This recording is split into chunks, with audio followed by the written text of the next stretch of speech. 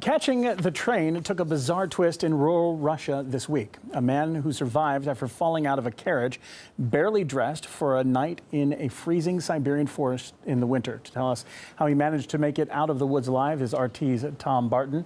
Now, Tom, tell us, how on earth did this happen? Well, Sean, yeah, it's quite an astonishing sort of headline to read out. So if we picture the scene, we've got 42-year-old Valery Malkov, a lorry driver, in this train, clickety-clacking its way through the forests in the Amur region in Russia's Far East at night. And he decides to go for a cigarette. Well, nothing special there. So he goes to the vestibule at the end of the carriage, smokes his cigarette, and then, as he says, went to open the door to go back to his carriage, except it was the wrong door, and he falls out the back of the train.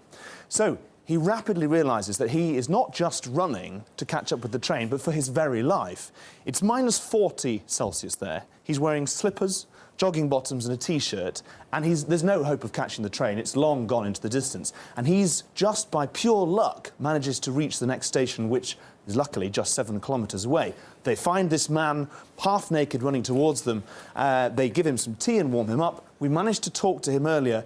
He was a little bit embarrassed about the whole thing.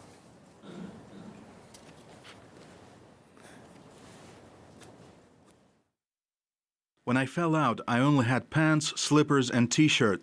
I ran for 7 kilometers. I didn't curse when it happened. I just saw the train was gone, so I came quickly to my senses and started running so that I didn't freeze. I ran on the railway track for about 20 or 30 minutes.